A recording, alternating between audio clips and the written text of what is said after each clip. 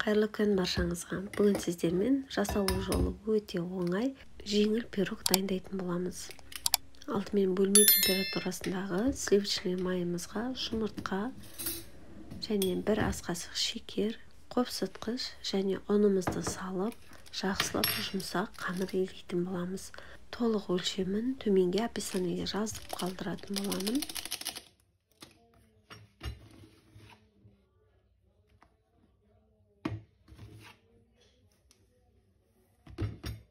Барлығын біріктіріп, өте жұмсақ қамыр илейтін боламыз.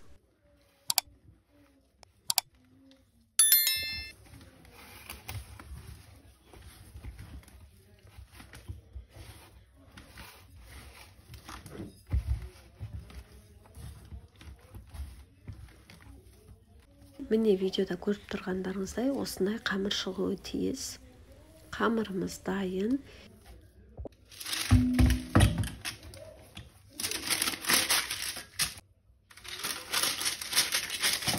Дайын формамызға қамырымызды жаятын боламыз.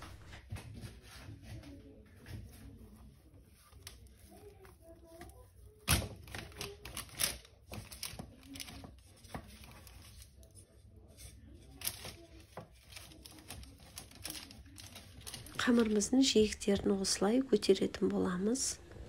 Енді салмасын дайындаймыз.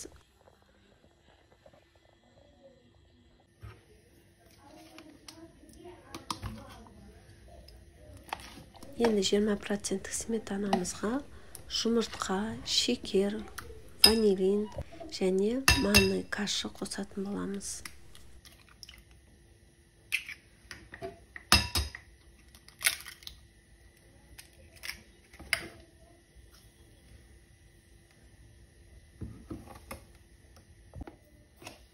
Барлығын жақсылап бір келге сұйықтық болғанша араластыратын боламыз.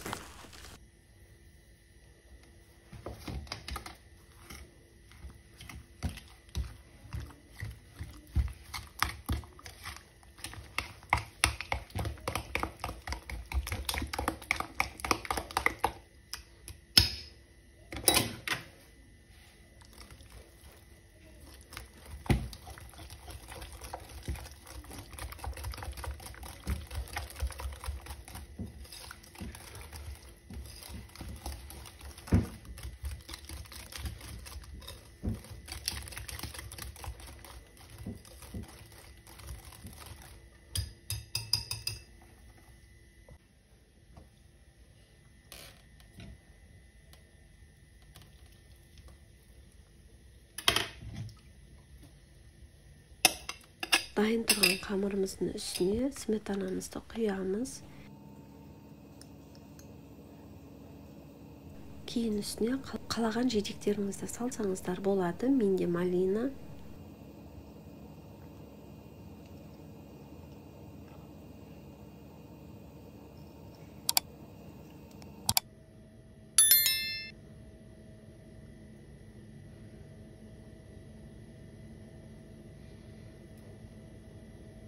Осылай замороженный малинамызды салдық. Пешімізді 10-15 минут бұрын алдын ала 180 градуста қыздырып қоямыз.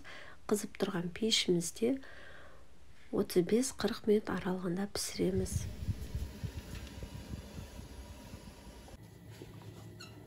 Піскеннен кейін осылай сметанамыздың беті аздап сұйықтау болуы мүмкін.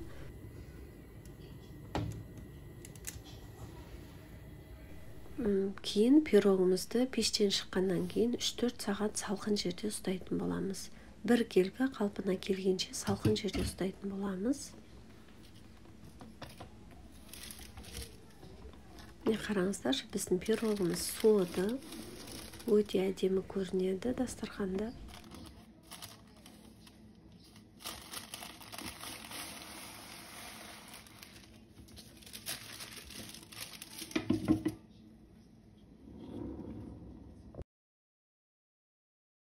Осымен біздің малина қосылған сметаник пирогымыз дайын болды. Қараңыздар, өте биік, әдемі болып көрінеді. Әдемілеп кесіп дастарханға ұсынсаңыз болады.